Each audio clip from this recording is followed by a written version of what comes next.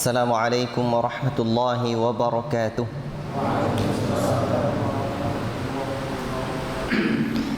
Innal hamdalillah nahmaduhu wa nasta'inuhu wa nastaghfiruh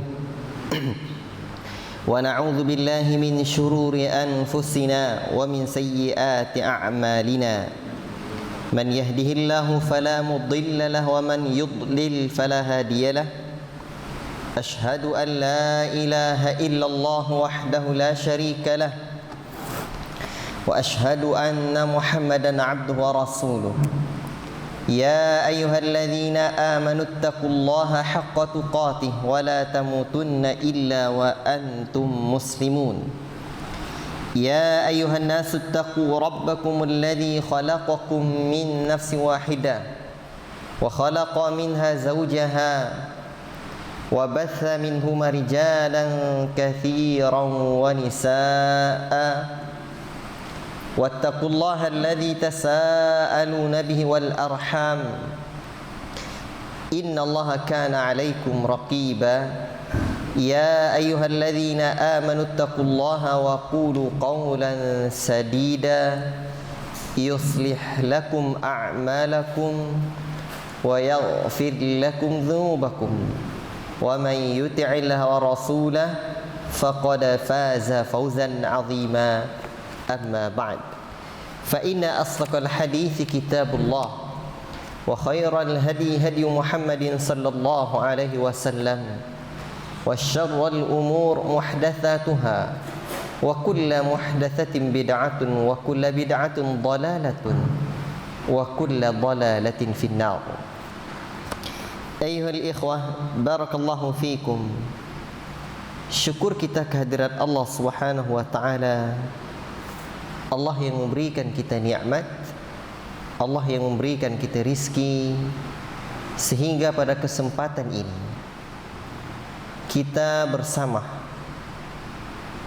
dalam halaqah ilmu memahami agama Allah Subhanahu wa taala. Para ulama kita menyebutkan di antaranya Al-Imam Abul Izz Al-Hanafi, syaraful ulumi bi syarafil ma'lum. Mulianya satu ilmu tergantung dengan kemuliaan apa yang dipelajari dalam ilmu itu.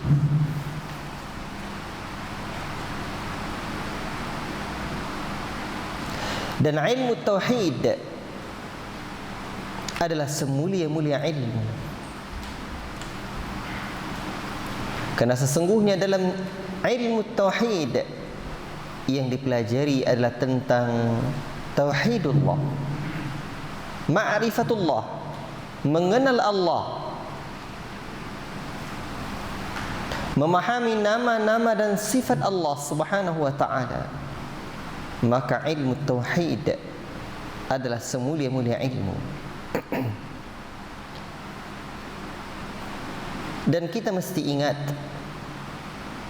bahawa sesungguhnya ketika Rasulullah sallallahu alaihi wasallam menyebutkan talabul ilmi fariidatun ala kulli muslim,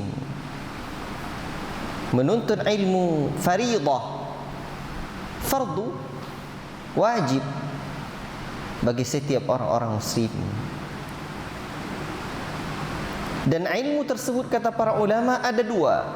Yang pertama ilmu yang fardu ain, dan yang kedua adalah ilmu yang fardu kifayah.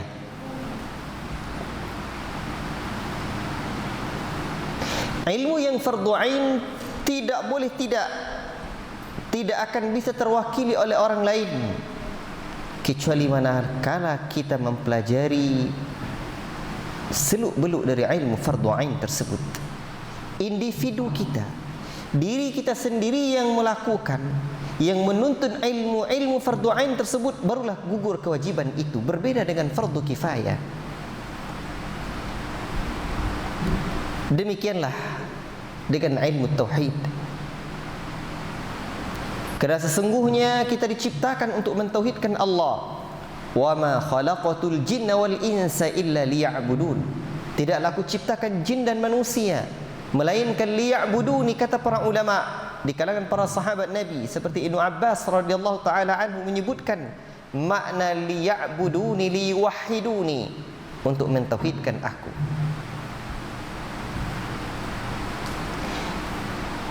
Manusia ini hidupnya hanya sementara saja, tidak pakai lama-lama,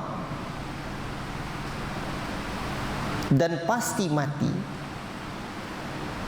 Setinggi apapun pangkat, jabatan, sekolah, dan macam-macam yang kita miliki dari pernak-pernik dunia ini, maka nanti di alam kubur kita akan ditanya tentang man rabbuk, siapa Rabbmu. Dalam hadis Bara' bin Azib,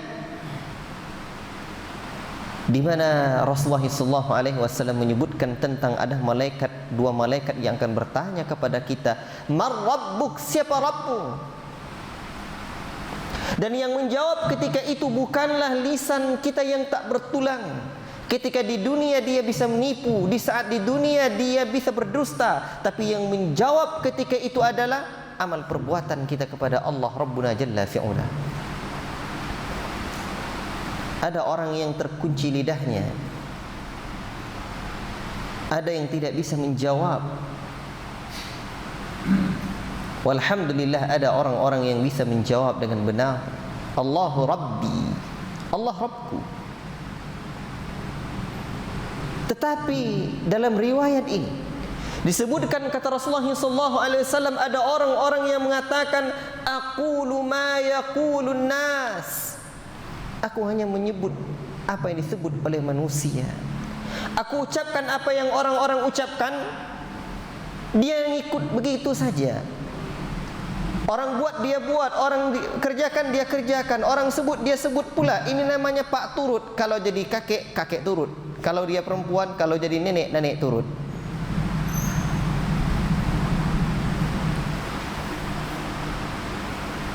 Dalam riwayat itu, ya ikhwan, saudaraku yang kucintai karena Allah, mulut orang yang terkunci itu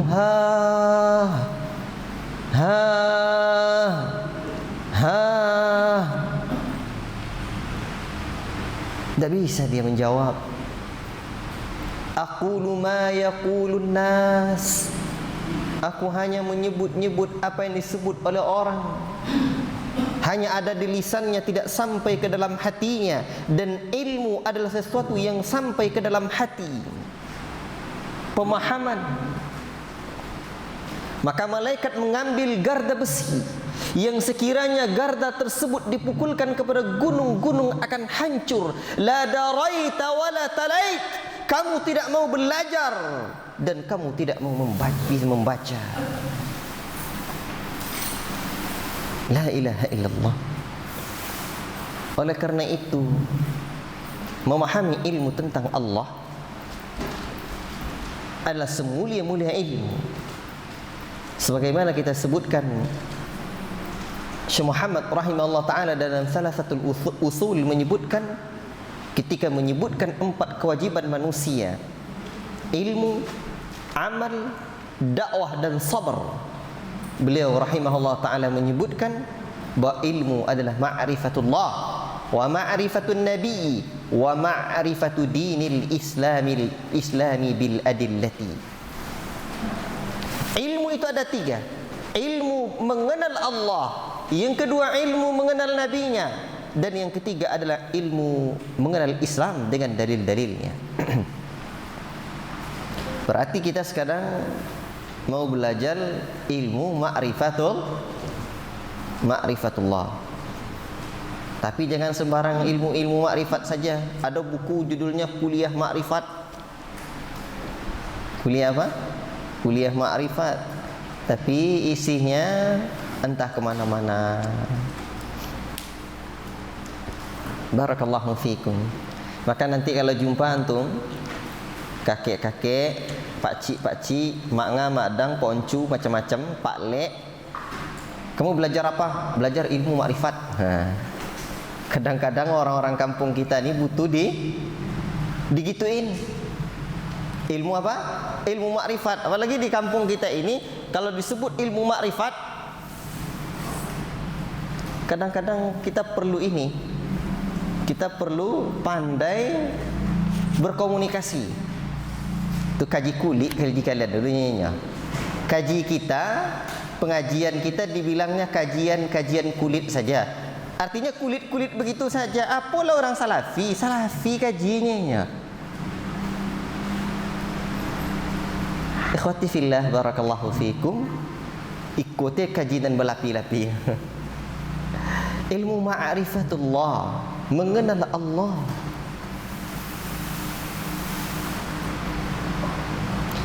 Maka dahulu ada yang berkatanya kepada saya di satu majelis di Pangean sana, Ustaz, cukupkah mempelajari nama dan sifat Allah dari sifat 20? Saya jawab tak cukup. Sebab sejak kecil kita diajar orang tua kita, ayat mak kita, Bismillahirrahmanirrahim, dengan menyebut nama Allah yang Maha Pengasih lagi Maha Penyayang. Allah Maha Pengasih tak? Allah Maha Penyayang tidak? Kalau Allah Maha Pengasih dan Penyayang, itu artinya sifat Allah ada tidak dalam sifat 20? Kalau belum ada 2 tambahnya. Belum lagi permasalahan yang ada di dalamnya. Dan di dalam nama-nama dan sifat-sifat Allah, dalam nama Allah terkandung sifat Allah. Makanya ada kitab Fiqhul Asma'il Husna, ditulis oleh Syekh Abdul Razak hafizahullah ta'ala. Ini yang ringkasannya. Ringkasannya. Alhamdulillah saya dulu ketika ke rumah Syekh Abdul Razak hafizahullah ta'ala, beberapa buku beliau hadiahkan. Ya. Ini yang ringkasannya, tapi ada yang lebih tebalnya lagi, Fiqhul Asma'il Husna. Fikih memahami nama-nama Allah yang indah. Dan ada juga lagi yang lain, Mukhtasar kitab Walillahil Asma'ul Husna fad'uhu biha, Syekh Abdul Aziz bin Nasir Al-Jalil. Ini yuhda wa la yub'a. Ini kalau di Saudi ini dibagi-bagikan saja, dihadiahkan, tak boleh diperjualbelikan. Kalau di negeri kita ini berpantang baru dibagi-bagikan, kecuali PDF. PDF dah banyak lah tu. Ala kulli hal, orang Saudi itu baik-baik. Barakallahu fikum. Pentingnya memahami nama Allah. Rasulullah sallallahu alaihi wasallam menyebutkan, la yu'minu ahadukum, tidaklah beriman salah seorang kalian, hatta akuna ahabba ilaihi min walidihi wa waladihi. Tidak sempurna keimanan salah seorang dari kalian sampai dia lebih mencintai aku dan dari anaknya, dari orang tuanya. Allahu Akbar. Rasulullah.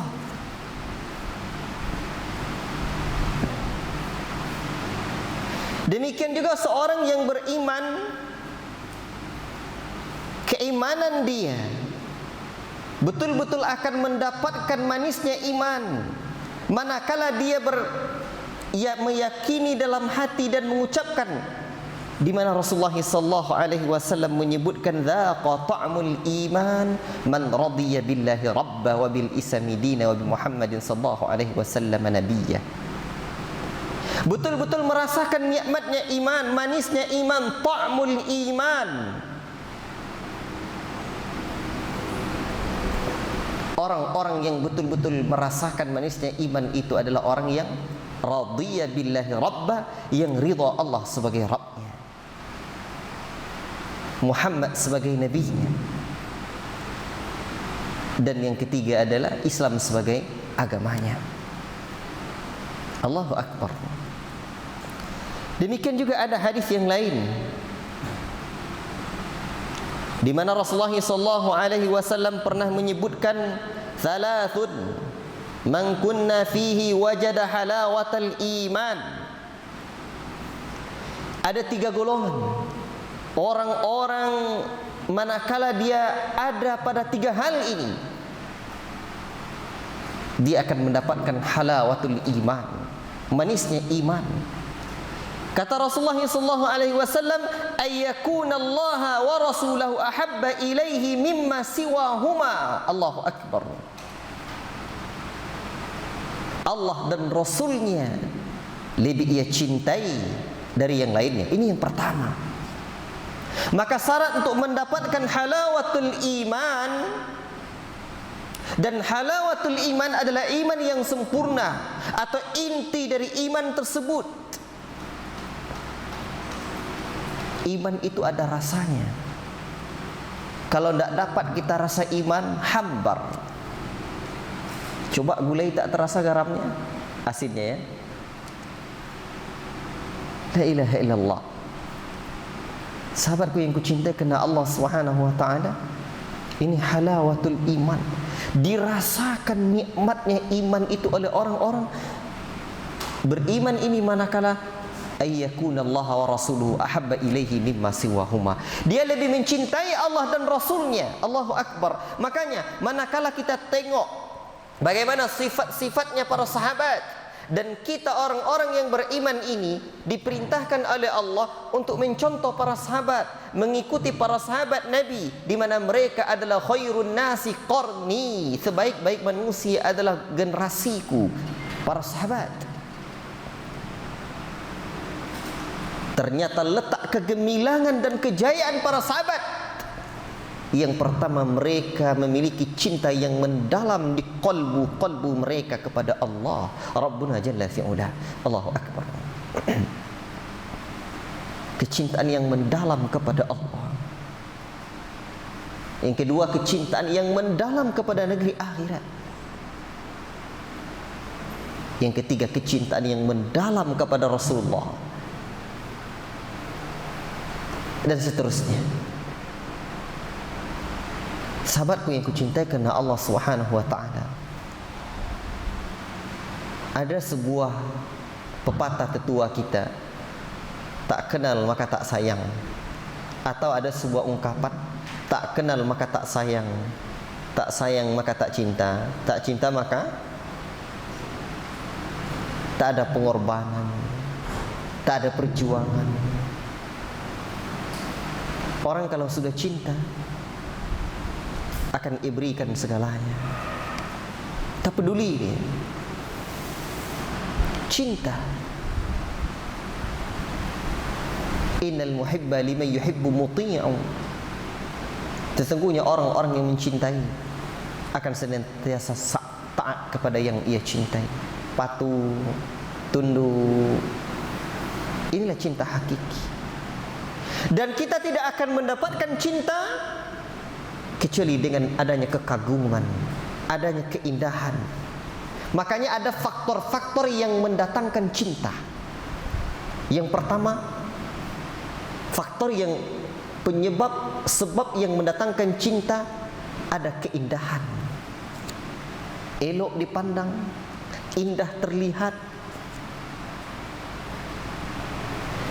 Apalagi faktor yang mendatangkan cinta? Faktor yang mendatangkan cinta itu ada kebaikannya kepada kita.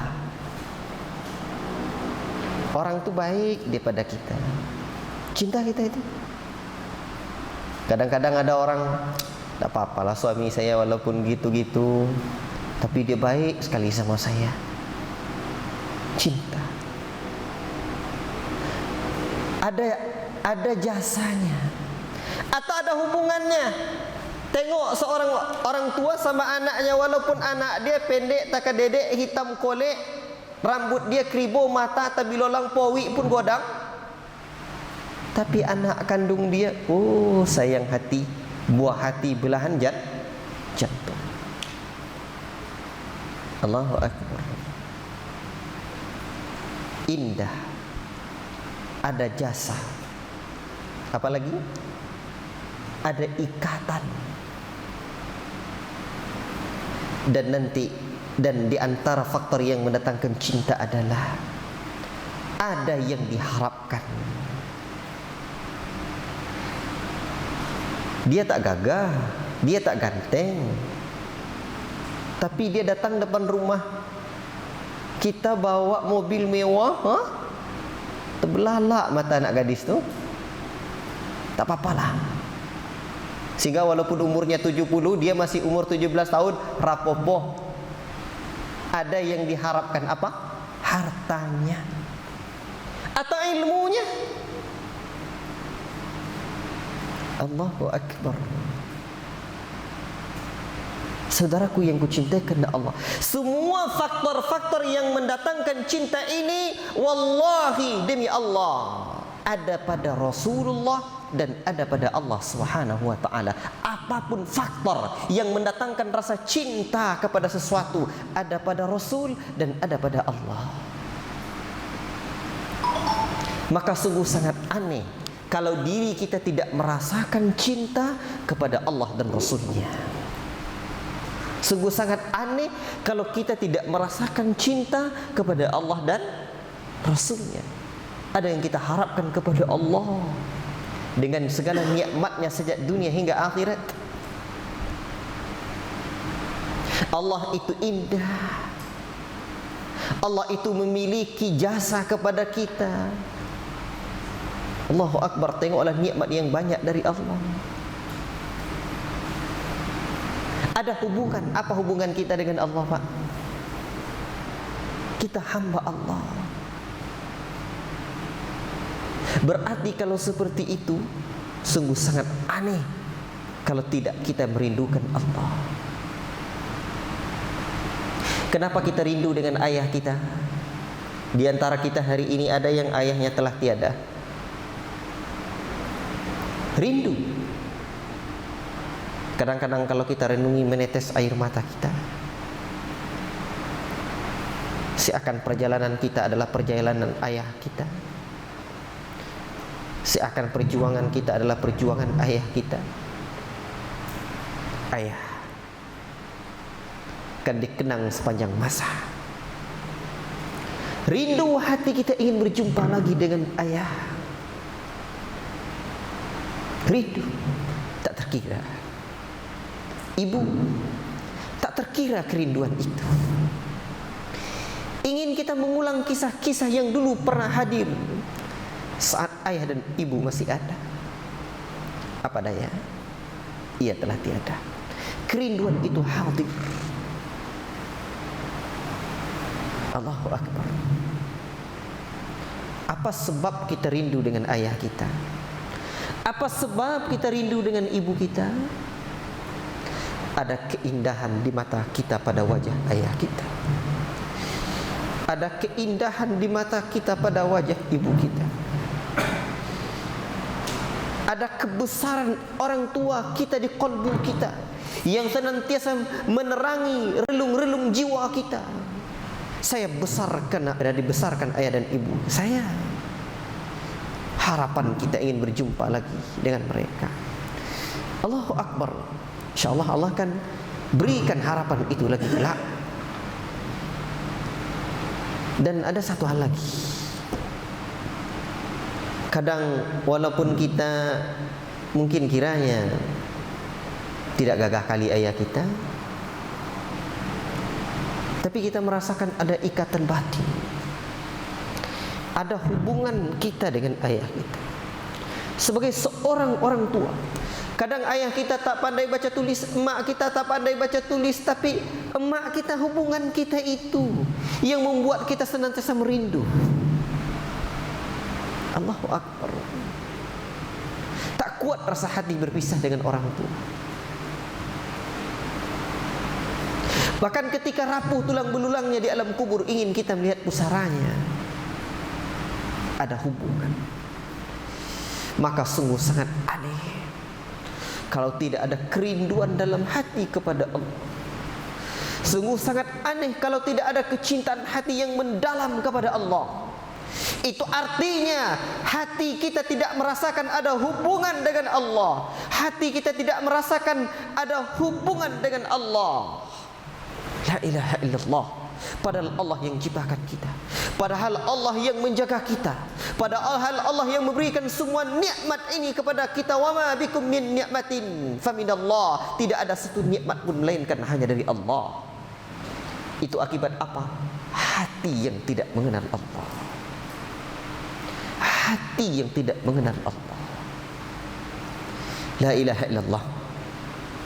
Maka ilmu tentang tauhid adalah ilmu hati. Ilmu ma'rifatullah adalah ilmu yang pertama kali akan menerangi hati. Allahu Akbar. Itulah sebabnya ikhwan, kita mencoba bersama untuk belajar tentang ma'rifatullah, mengenal Allah, mengenal Allah. Wallahi para ulama kita mengajarkan kita sungguh sangat indah, sungguh sangat indah. Satu hari ada orang yang bertamu ke masjid ini dulu. Persis di depan itu saya bercerita dengannya. Dia bertanya, "Ustaz, pernah enggak Ustaz ke tempat Surau Suluk sana?" katanya. Saya jawab, alhamdulillah ayah saya dulu pengurusnya sana, seingat saya begitu. Dan ayah saya ratusan hari suluknya. Manakala dia belajar tentang ilmu tauhid ini, Masya Allah, ayah saya merasakan ketinggian ilmu tauhid ini, dan dia lebih menekuni ini. Itu jawaban saya.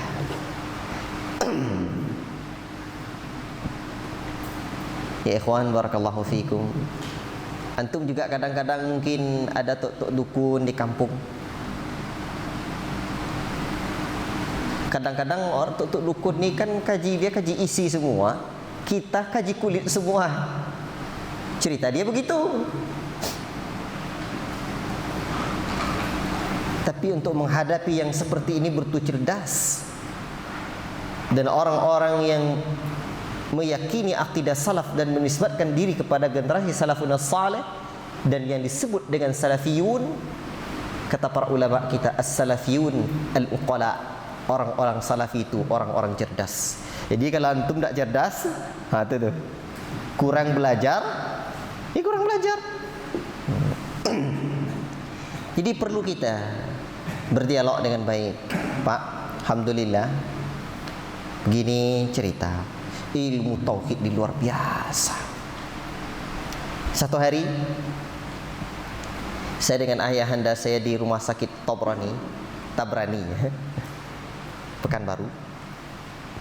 Ayah saya ngomong rahimahullah, kadang zikir itu hilang rasanya dalam diri saya. Kesempatan ini, kata saya, itulah hebatnya ilmu tauhid nih ya, mantapnya ilmu tauhid nih. Alhamdulillah saya sejak belajar ilmu tauhid itu tak ada hilang-hilang. Wah, itu dia. Penasaranlah beliau. Jadi sejak belajar ilmu tauhid, pemahaman akidah itu tak hilang. Akhirnya dia tanya ke saya, apa caranya itu? Wah, ini kesempatan lah nih. Nah itu. Jadi tapi kalau kadang-kadang antum hadapi orang, nanti antum katakan kepadanya, antum bilang, oh itu tak betul tuh, oh itu tak mantap tuh. Itu ada yang bunyi di ini, ya. Siapa yang punya? Atau dia naik diletakkan bawah? Ya. Barakallahu fikum. Jadi perlu. Tapi kalau antum sesat itu, wah ini yang jadi masalah. Atau kalau itu kecil itu tidak tepat juga. Tapi coba dengan bahasa mereka. Barakallahu fikum. Tapi ya pula, jangan nanti begitu ditanya tak lepas, tak dapat jawab. Itu sebab belajar terus. Ala kulli hal, ya ikhwan, luar biasa ilmu tauhid. Seperti sebelumnya, kita azan dulu. Habis azan kita lanjut lagi. Kita selesaikan sekitar 8:30 atau lewat sedikit. Tafadhal, silakan azan. Ya. Silakan. Ya. Ayyuhal ikhwah, barakallahu fikum. Pembahasan kita yang pertama, dan malam ini masih muqaddimah atau pengantar memahami kitab Qawaidul Musla. Muqaddimah atau pengantar kajian kitab Qawaidul Musla. Tadi pembahasan saya itu dalam poin kenapa kita belajar asma was sifat, nama dan sifat Allah. Kenapa kita belajar ilmu ma'rifatullah? Kenapa kita belajar ma'rifatullah, mengenal Allah? Sungguh sangat aneh Allah yang ciptakan kita, Allah yang berikan kita segala nikmatnya, tapi kita tidak kenal dengan Sang Pencipta kita. Maka seutama-utama ilmu yang wajib dipelajari dahulu adalah ilmu tentang Allah. Ya, ilmu tentang Allah ini.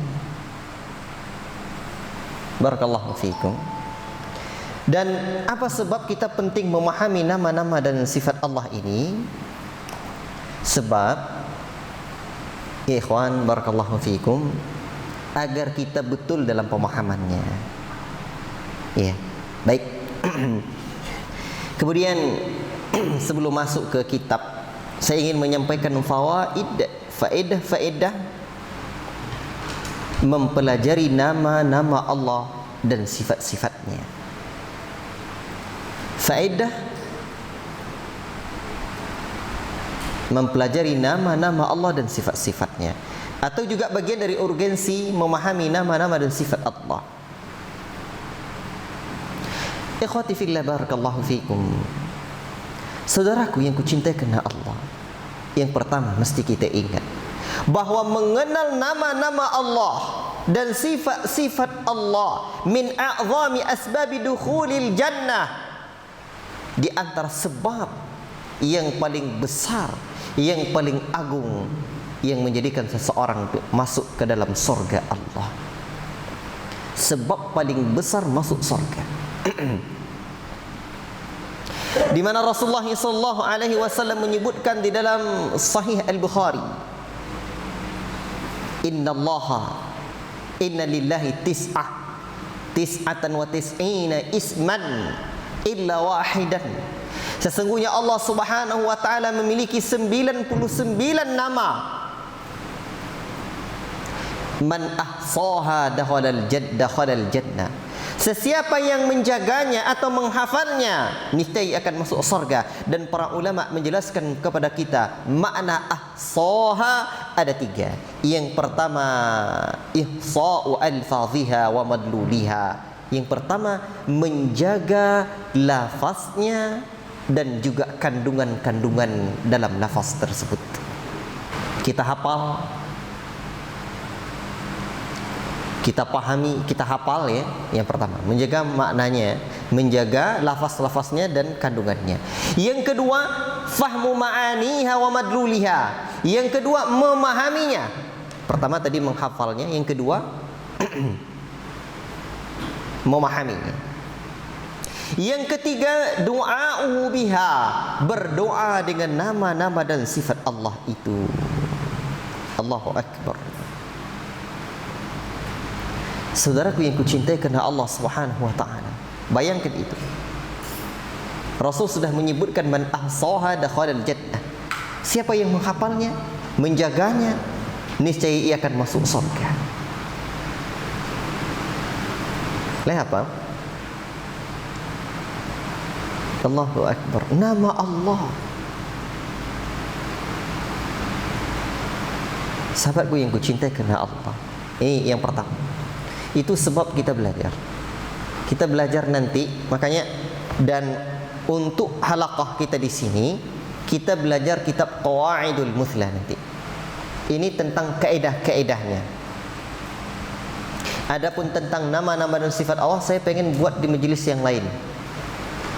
Mudah-mudahan di masjid yang akan baru dibuat, atau di tempat yang lain insyaallah.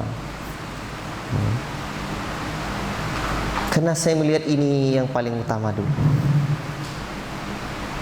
agar tidak garing, tidak kering, tidak kropos, mendalam. Ya, kadang-kadang kita jumpa sama orang-orang kampung, itulah sekarang sebutnya juga, kita punya kajian kita kulit. Memang kulit-kulitnya juga terlihat sama dia. Nah, itu masalahnya. Tak ada nampak penjiwaan. Bahayanya. Dan ngaji di halaqah asatizah kita ini, di halaqah duat as-salafin ini kajiannya tauhid. Tauhid. Seperti yang saya sebutkan malam sebelumnya, dakwah ini dakwah tauhid. Ajarkan fikih juga ajarkan tauhid. Ajarkan tafsir, ajarkan tauhid. Allahu akbar. Baik, yang kedua, mengenal nama dan sifat Allah adalah tariqul raisi, jalan poros atau jalan utama ila ma'rifatillah, untuk mengenal Allah. Kita mengenal Allah tak seperti mengenal Pak Presiden atau mengenal Pak Bupati bisa salaman dengan dia. Tak begitu. Laisa kamitsli syai'un. Allah tak serupa dengan makhluknya. Mengenal Allah adalah dengan sifat-sifatnya. Dengan mempelajari nama dan sifat Allah ini, ada ilmu yang melekat di hati tentang nama dan sifat Allah. Karena sesungguhnya ilmu tentang mengenal Allah atau iman kepada Allah adalah tasdiqun bil qalbi, pembenaran yang pasti dengan hati, bukan dengan telinga, bukan dengan mata, bukan dengan lisan, hati.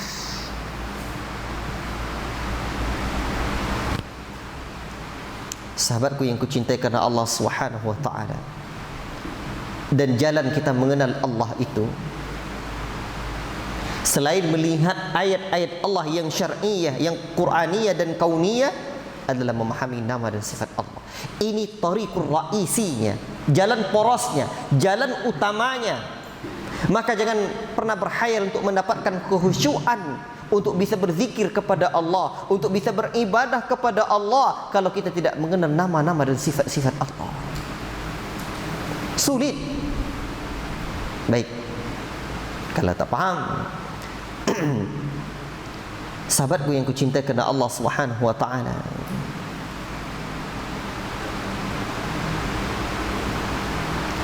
kemudian yang ketiga, mengenal nama Allah dan sifatnya adalah aslu kullu ibadatin.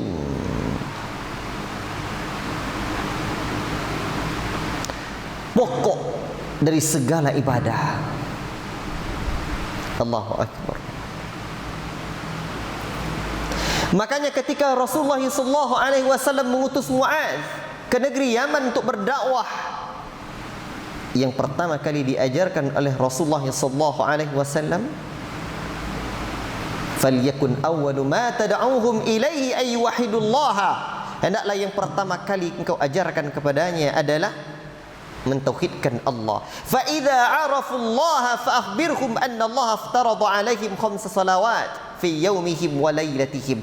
Manakala mereka telah mengenal Allah, barulah kabarkan kepada mereka bahwa Allah mewajibkan kepada mereka 5 salat kewajiban mereka sehari semalam. Berarti yang pertama adalah apa? Ma'rifatullah, mengenal Allah. Ini dia. Makanya kalau yang kedua tadi, bahwa mengenal Allah, nama dan sifat Allah, mengenal nama dan sifat Allah adalah jalan poros, jalan utama untuk mengenal Allah. Satu hari ada seseorang yang datang kepada Rasulullah SAW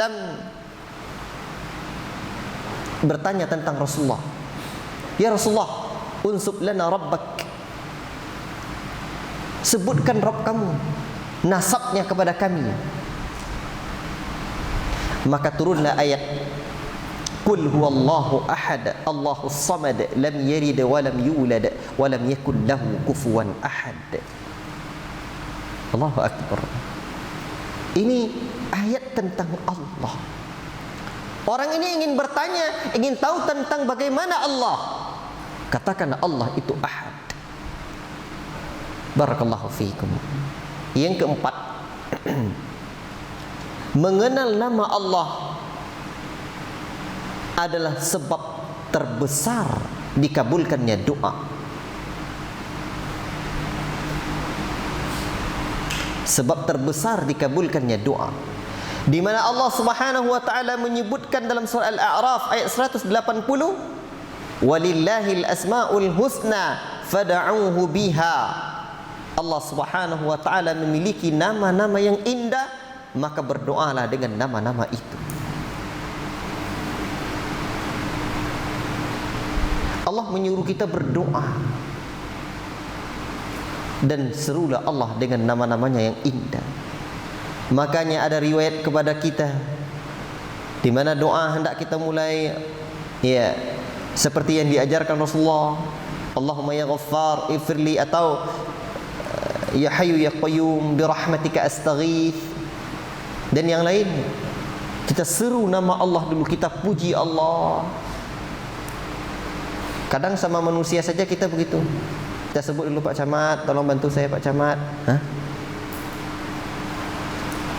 Kadang-kadang kita pesan dulu, Pak Camat kau ye elok laku. Padahal awak nak minta piti kinya atau minta tanda tangan. Paman kita juga begitu. Barakallahu fiik. Allah Subhanahu wa taala. Ya. Manakala kita mengenal namanya, maka inilah sebab yang akan sebab terbesar untuk dikabulkannya doa kita. Allahu Akbar. Yang kelima,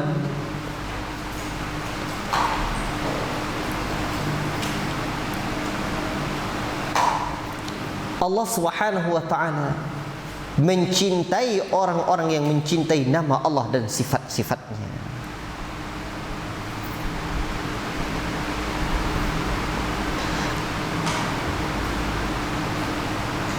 Dahulu ada seseorang di zaman Nabi. Dia membaca Al-Quran di dalam salatnya ketika jadi imam. Selalu dia tutup dengan Qul huwallahu ahad, surat Al-Ikhlas. Lalu ada orang yang menceritakan kepada Nabi sallallahu alaihi wasallam tentang sahabat ini.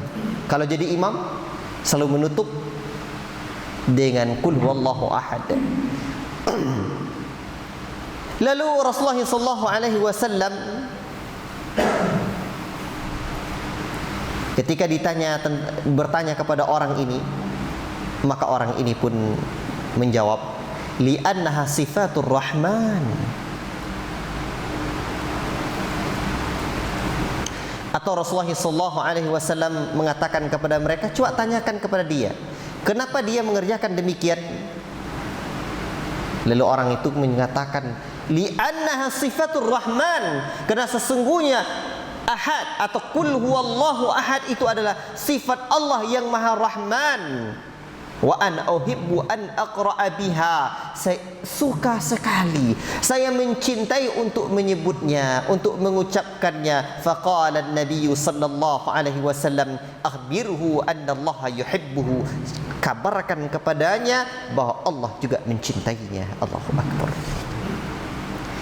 Maka orang yang mencintai nama Allah dan sifatnya, Allah juga mencintai orang tersebut.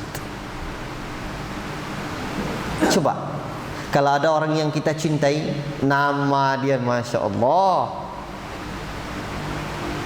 tak peduli, dituliskan pula di dompet tu, dituliskan di kamar. Tengok perai-perai iman itu. Tahu perai-perai iman?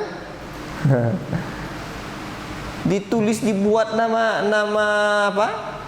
Nama perempuan kesukaan dia, ditato dia. La ilaha illallah. Padahal tatolah sudah haram. Apa kerjaan dia berlapis-lapis? Haram. Tapi begitulah orang yang mencintai. Nama dia disebut.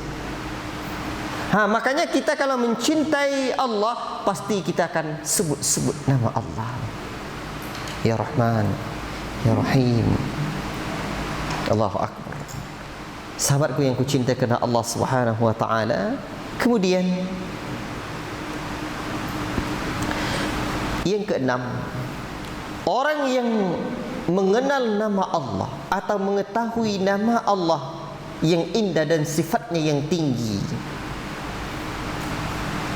maka sesungguhnya dia telah mengenal segala sesuatu ini.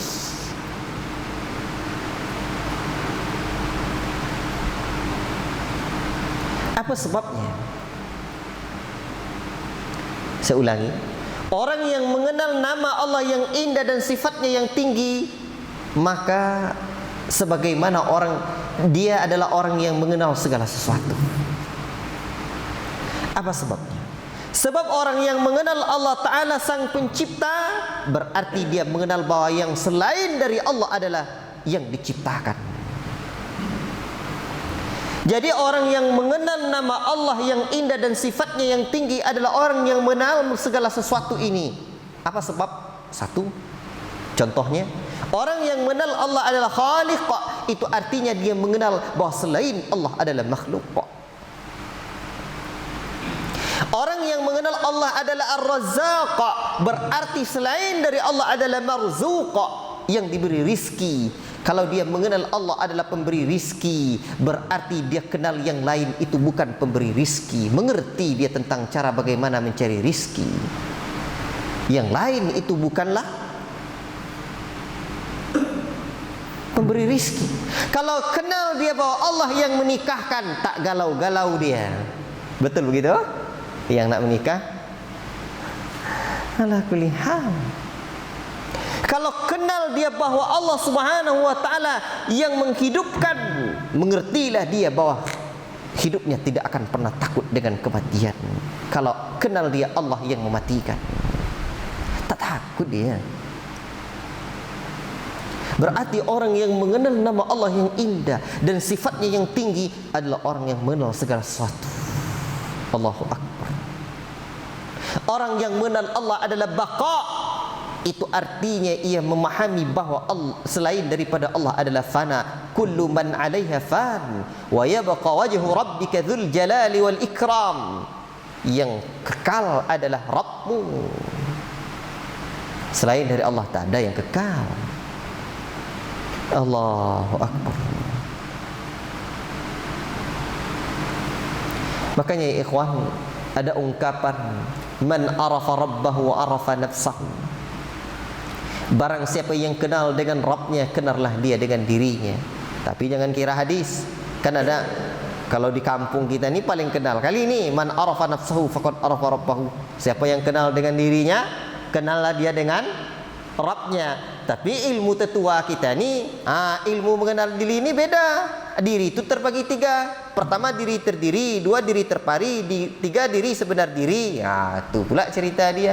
Diri terdiri ibaratnya Adam, diri terpari ibaratnya Muhammad. Tak Muhammad yang di Bekah katanya, Muhammad yang di sini. Tu pula. Diri sebenar diri, itulah dia zat Allah.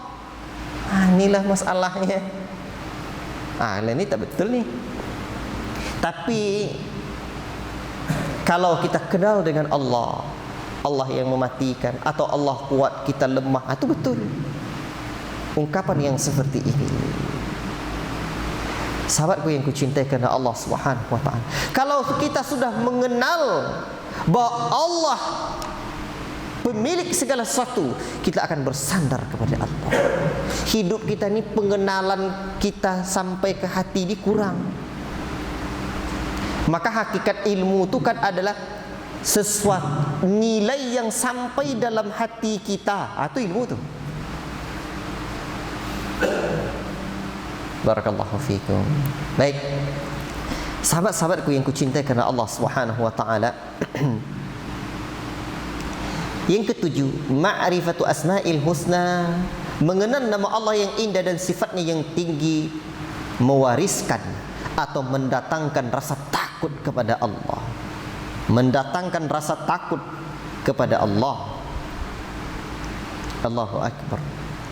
Hari ini kan rasa takut kepada Allah itu kurang hadir dalam diri kita. Dan ternyata dengan mengenal nama dan sifat Allah ini, kita hadir rasa takut kepada Allah itu. Maka pantaslah, di mana Allah Subhanahu wa Ta'ala menyebutkan dalam surat Fatir, innama yakhshallaha min ibadihi ulama. Hanya saja orang-orang yang takut kepada Allah dari kalangan hamba-hambanya adalah para ulama. Tetapi banyak ulama yang tak takut kepada Allah. Itu penting atau perlu dipertanyakan ilmunya. Mungkin ilmu fardu kifayahnya banyak, ilmu fardu ainnya, ni fardu ain ni. sedikit. Ilmu tentang lisan dan anggota badan banyak, tapi ilmu tentang hati sikit. Syekh Abdul Razak itu sering mengucapkan perkataannya Ahmad Al-Antaqi rahimahullah ta'ala, man kana billahi a'raf kana minhu akhwaf. Barang siapa yang paling kenal dengan Allah, ia adalah orang yang paling takut dengan Allah. Allahu Akbar. Semoga Allah Ta'ala meridai Abdullah bin Mas'ud. Beliau berkata, kafa bi khasyatillahi ilma, cukuplah dengan takut kepada Allah itu sebagai ilmu. Wa kafa bil i'tirar billahi jahla, cukuplah tidak ada rasa takut kepada Allah itu sebagai satu kejahilan. Tidak ada takut kita kepada Allah, itu sebuah kejahilan di atas kejahilan. Nah, menghadirkan rasa takut kepada Allah ini, itu bisa dengan apa? Dengan memahami nama-nama dan sifat Allah. Allahu Akbar. Tengok orang-orang yang berbuat riba, dia tak takut dengan ancaman Allah, padahal Allah ancam dengan perang. Allah i'lankan perang untuk orang-orang yang mempergunakan sisa-sisa riba, tapi tidak ada takut kepada Allah. Itu artinya, kadang-kadang ada orang, baru-baru ini ada orang ngomong sama saya, sebenarnya istri dia betul, dia dapat ujian, entah musibah atau teguran Allah. Anak dia susah sekali dididik, susah. Kata istri dia sama dia, katanya, itulah istri dia nyalahkan dia, itulah buat riba juga katanya. Ala kulli hal, kata dia, siapa pula tak tahu riba itu dosanya katanya. Dia pandai enggak ngomong.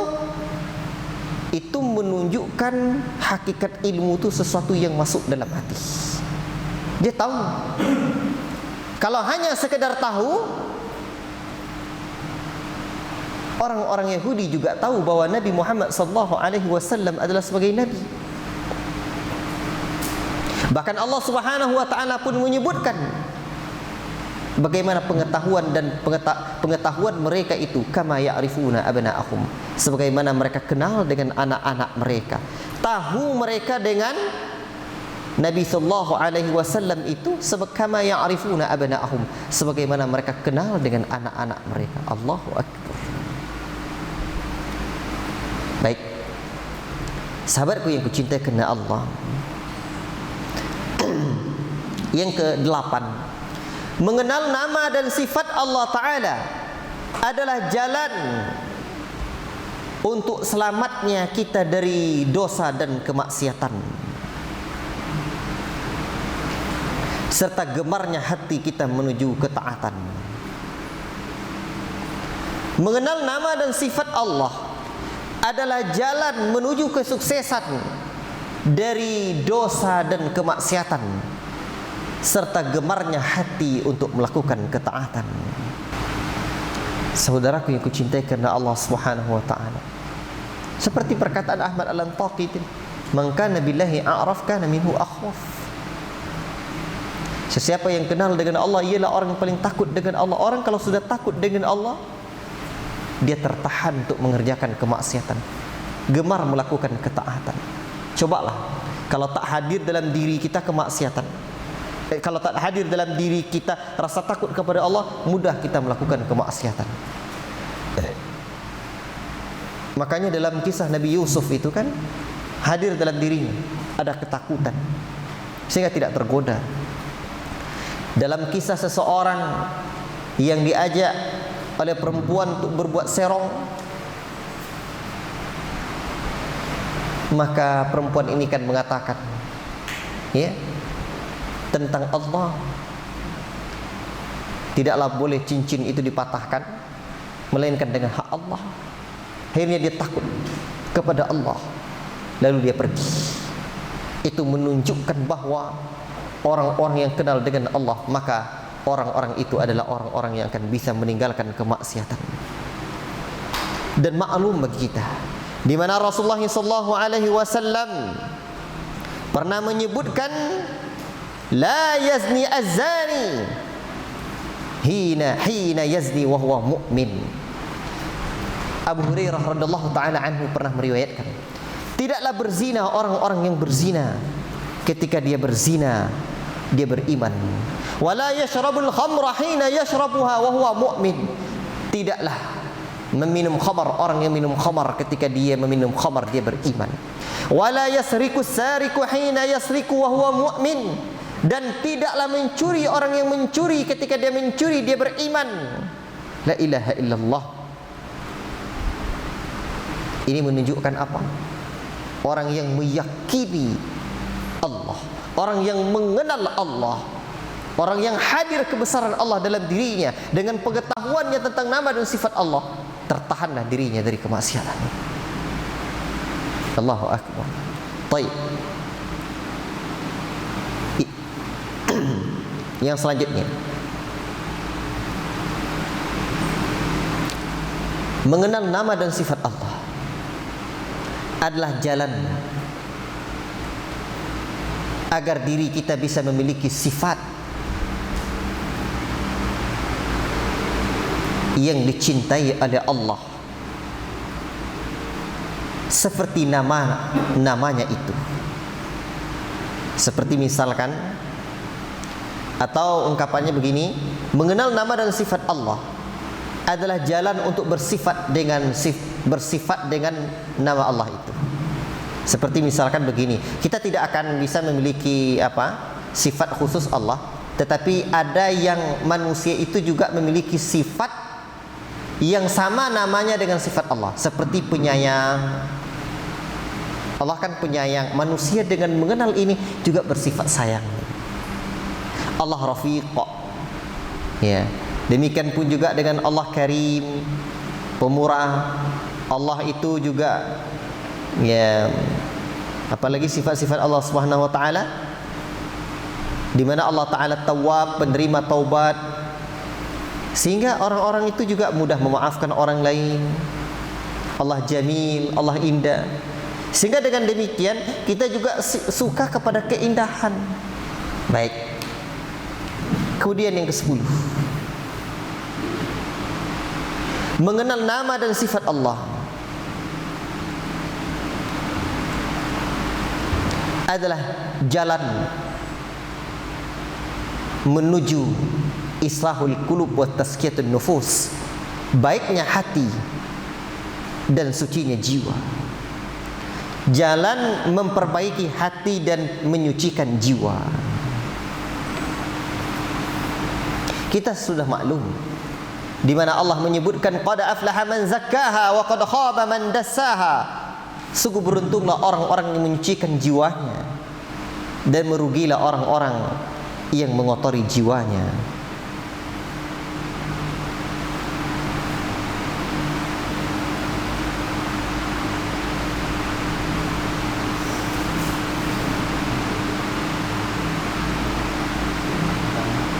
Ikhwati fillah, barakallahu fiikum. Ada sebuah hadis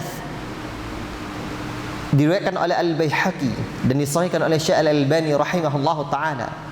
Dahulu ada seorang yang datang kepada Nabi. Ma tazkiyatul mar'i nafsahu ya Rasulullah?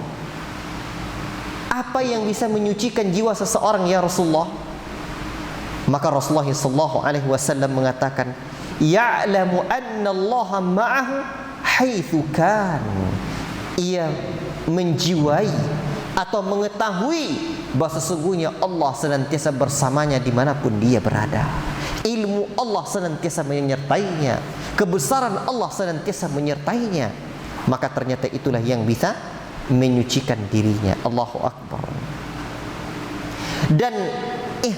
Dan tazkiyatun nufus, baiknya hati terkumpul dalam ihsan. Di mana ketika disebutkan tentang ihsan, Rasul menyebutkan anta'budallaha ka'annaka tarah fa in lam takun tarahu fa innahu yarak. Engkau beribadah kepada Allah seolah-olah engkau melihat Allah.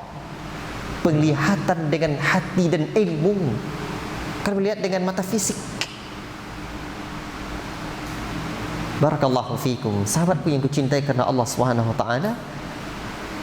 Ini menunjukkan bahwa memahami nama dan sifat Allah itu terbaiknya hati kita, perbaikan hati kita. Dan derajat Islam itu ada 3 maratib atau tahapan. Tingkatan Islam itu ada 3: Islam, iman, dan ihsan. Dan ihsan adalah tingkat tertinggi. Dan ternyata seseorang tidaklah bisa mendapatkan hakikat dari ihsan kecuali melainkan dia mengenal Allah. Berat itu. Engkau beribadah kepada Allah seolah-olah engkau melihat Allah. Musyahadatul qalb. Hatinya saking kenalnya dia dengan nama dan sifat Allah, seakan-akan dia melihat Allah. Jika belum sampai, turun dari derajat musyahadah kepada derajat muraqabah. Fa innahu yarak. Sesungguhnya Allah melihatmu. Apa makna muraqabah? Merasa selalu diawasi oleh Allah. Bagaimana mendapatkan rasa diawasi oleh Allah? Allah senantiasa melihat kita. Kita senantiasa ingat dengan Allah. Laisa kamitslihi syai'un wa huwas samiul basir. Allah senantiasa tidak serupa dengan makhluknya dan senantiasa melihat kita, mendengar kita. Ingat, tetap ingat sekalipun dalam jamban, WC, toilet, tandas kata orang seberang sana.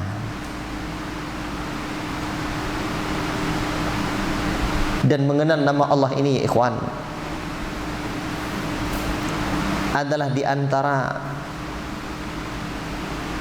amalan yang bisa kita bawa kemana saja. Karena seseorang kalau masuk WC tak boleh lagi zikir Astaghfirullah, Allahu Akbar, La ilaha illallah. Masuk WC tak boleh lah. Tapi ada zikrul qulub, zikir hati. Senantiasa ingat dengan Allah sekalipun dalam WC. Allahu Akbar. Dan kalau kita tepati atau kita senantiasa kita muraqabah, mujahadah diri kita, latih diri kita ingat Allah, maka di saat inilah ya ikhwan, kita akan merasakan kebeningan hati, kebesaran jiwa. Allahu Akbar. Baik, ini selesai tentang pembahasan apa? Apa tadi? Keutamaan memahami, mempelajari nama-nama dan sifat-sifat Allah. Belum masuk kitab ni. Ya. Sudah berapa? Kayaknya kita cukupkan, kita masuk ke tanya jawab ya. Insyaallah taala. Atau kita sambung dulu? Sambung banyak lagi? Baik. Baiklah, kita sambung sedikit. Kitab yang akan kita pelajari adalah kitab Qawaidul Muthla. Kitab lagi. Kenapa ngaji kitab kita? Malam sebelumnya kita bahas tentang kenapa ngaji kitab ya. Rugilah yang tak hadir. Baik. Saya kembali ingatkan tentang kenapa kita harus ngaji kitab. Penting sekali ya ikhwan. Ngaji kitab ni penting sekali. Saya membawakan kemarin perkataannya Al-Imam Al-Albani rahimahullahu ta'ala, di mana ada orang-orang yang telah menisbatkan dirinya kepada dari kalangan orang muwahhidin dan juga sudah menisbatkan dirinya kepada dakwah as-salafiyah ini, kalangan salafiyin. Tapi manakala datang orang-orang yang menyimpang, pada saat itu pun keliru pula akidahnya. Apa sebabnya? Lam yatalaqqil aqidata sahihata min kulli jawanib. Kata Al-Albani rahimahullahu ta'ala, disebabkan dia tidak bertalaki ilmu akidah ini dari semua sisinya. Dan untuk bertalaki ilmu akidah dari seluk-beluknya, dari sisi-sisinya, tidak ada cara jalan lain selain dari apa? Selain dari kita belajar kitab. Itu dia. Tidak bisa. Kita harus belajar kitab. Ini ungkapan Al-Albani rahimahullah ta'ala ini luar biasa. Ungkapan beliau apa? Li'annahu lam yatalaqqi al-aqidata as-sahihata min kulli jawanib. Tak belajar dari semua sisi.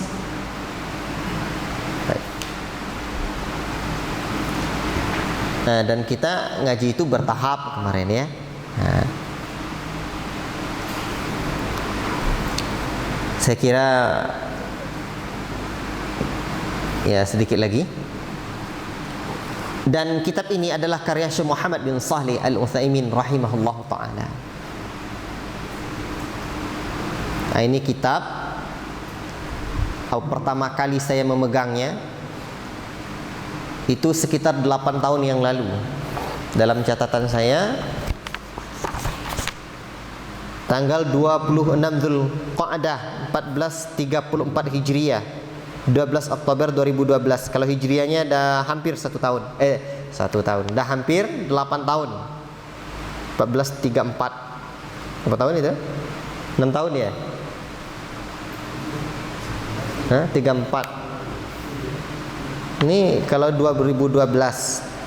Sekarang 1441. Ya, sudah 8 tahun lah. Ya. Ini dihadiahkan oleh Buya Zamzami rahimahullahu taala kepada saya pada acara daurah perdana di majelis taklim kita di samping rumah kami, Jalan Pembangunan Lipat Kain Utara. Di musola kecil itulah. Pertama kali Buya Zamzami datang sini hari Jumat ba'da salatul Jumat. Beliau ngasih sama saya 3 kitab waktu itu. Pertama kitab Lum'atul I'tiqad, kedua kitab Maddatul Aqidah, dan yang ketiga adalah kitab Qawaidul Muthla. Beliau banyak jasanya pada saya ya tentang akidah dan yang lainnya. Barakallahu fikum. Penting sekali ya belajar kitab yang seperti ini. Insyaallah pada pertemuan yang akan datang kita lanjutkanlah insyaallah. Dan kitab ini ada terjemahannya. Silakan nanti dicari. Ini saja yang dapat kita sampaikan dulu. Ini dia Qawaidul Muthla. Ini dia terjemahannya. Kalau yang syarahnya saya belum dapat.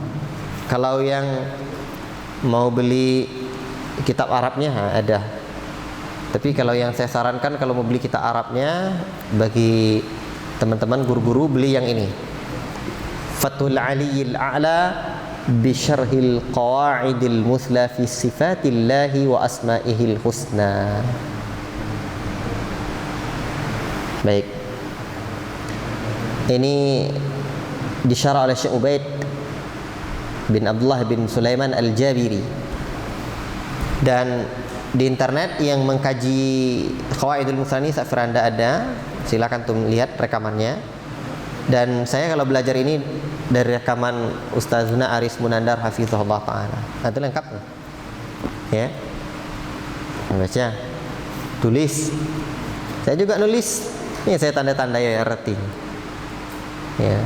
Nah, kitab kuning nih. Nah, kitab kita kitab kuning juga. Nah, ini risau. Baiklah kalau begitu kita masuk kepada pembahasan tentang Allah. Yang kita pelajari sekarang apa? Memahami nama dan sifat Allah. Rukun iman yang pertama adalah beriman kepada Allah. Saya sering bertanya, apa Allah yang wajib kita imani? Apa Allah yang wajib kita imani? Berapa kewajiban kita terhadap iman kepada Allah? Dulu Pak Syekh Muhammad bin Shalih Al-Utsaimin itu yang tua-tua disuruhnya gak? Apa saja? Ada 4. beriman dengan adanya Allah. Yang kedua, beriman dengan rububiyah Allah. Ketiga, beriman dengan nama dan dengan uluhiyah Allah. Yang keempat, beriman dengan nama dan sifat Allah. Sekarang kita coba, Allah ditanya di alam kubur, "Man Rabb?" Siapa Rabbmu? Allah. Sekarang kita tidak bertanya, Allah itu apa? Apa jawaban kita?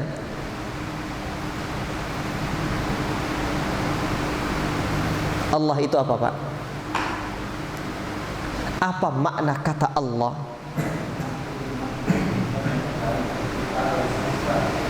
Allah pencipta alam semesta. Baik. Besok letakkan papan tulis di sini, ya. Ada lagi yang jawab, jangan yang guru-guru, jangan yang santri. Yang bapak-bapak, Allah itu apa artinya, Pak? Apa maknanya?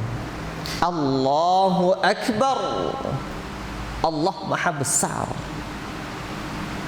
Orang, Pak, kalau nama sesuatu tuh tahu dia kadang-kadang Gema, Gelora 45. Itu dia rupanya. Dikajinya rupanya Gema ini kepanjangannya Gelora 45, dibuat tahun-tahun itu. Allah. Apa Allah? Dalam bahasa kita kan Tuhan, sehingga tidak ada Tuhan selain Allah. Ini kan keliru. Masih belum tepat gitu. Tidak ada Tuhan selain Allah, buktinya banyak Tuhan-Tuhan selain dari Allah. Makanya makna la ilaha illallah bukan tiada Tuhan selain Allah. Tidak ada yang berhak diibadahi dengan benar melainkan hanya Allah.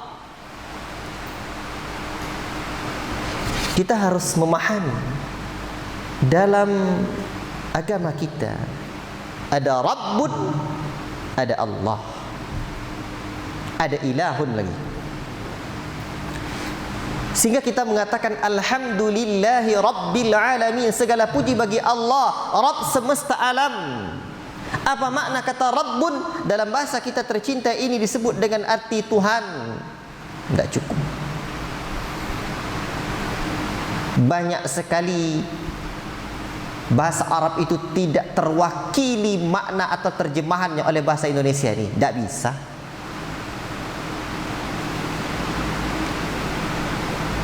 Kata Rabbun tidak terwakili maknanya Tuhan. Makanya, Pak, banyak bahasa itu yang tidak bisa diterjemahkan selain dari sebut bahasa Arab. Dan sebenarnya negeri kita ini, alam Nusantara ini, Nusantara itu kan terdiri dari dua kata, Sa dan Tara. Jadi pulau di antara dua benua. Bukan hanya Indonesia saja, tapi Malaysia, Singapura, hatta Filipina, Thailand. Ini kan negeri yang serumpun, Melayu. Bumi Melayu ini disatukan oleh dua hal. Islam, alam Nusantara ini disatukan oleh dua hal. Islam dan bahasa Melayu. Dalam bahasa Melayu ini banyak bahasa Arab. Makanya para ulama kita dulu banyak mengislamisasi bahasa.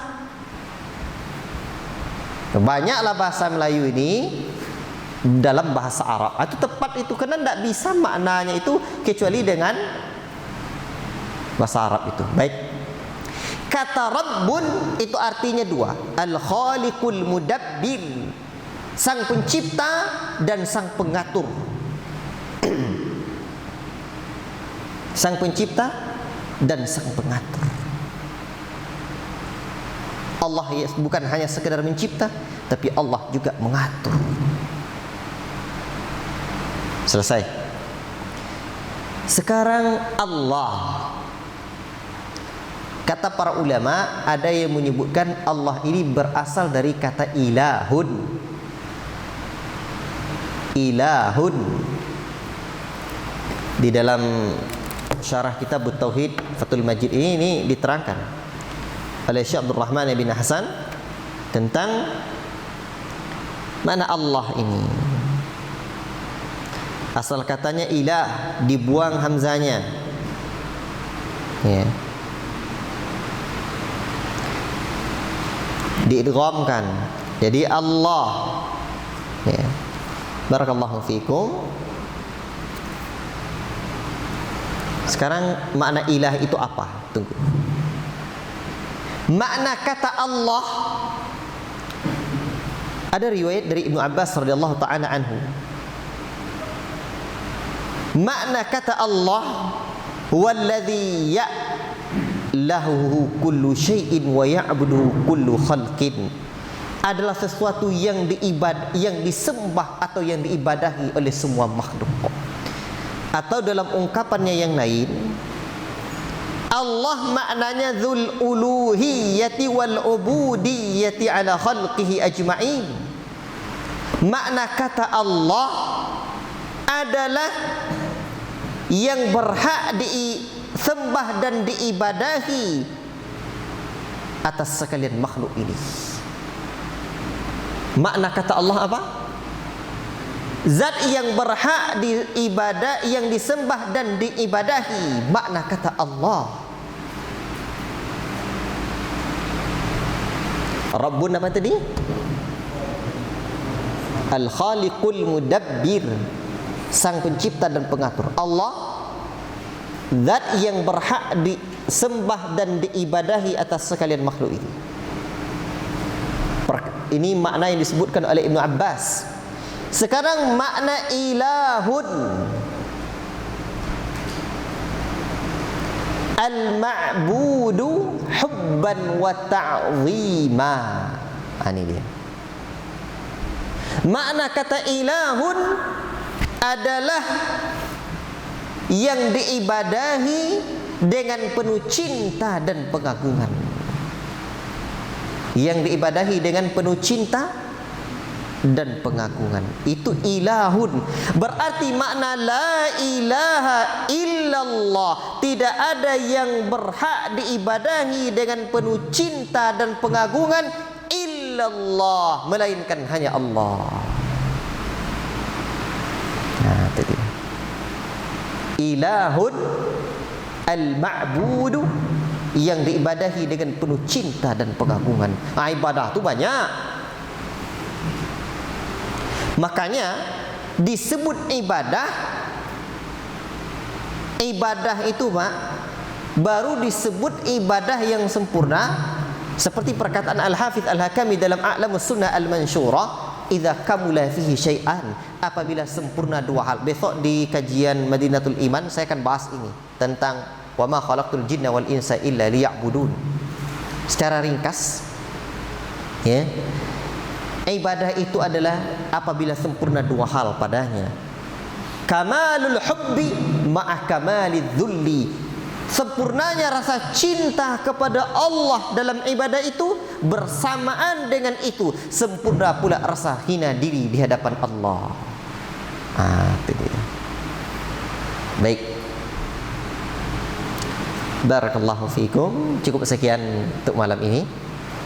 Kita pelajari muqaddimah atau pengantar ini. InsyaAllah ta'ala pertemuan selanjutnya kita akan masuk kepada kitabnya, mulai dari judulnya, penulisnya, dari kulit sampai ke kulit akhirnya, InsyaAllah. Semoga Allah panjangkan umur kita. Amin ya rabbal alamin. Ada pertanyaan lagi? Cukup sekian dari saya. Wa sallallahu wasallam ala nabiyyina Muhammad wa ala alihi wa sahbihi ajma'in. Subhanakallahumma bihamdika asyhadu an la ilaha illa anta astaghfiruka wa atubu ilaik. Wassalamu alaikum warahmatullahi wabarakatuh.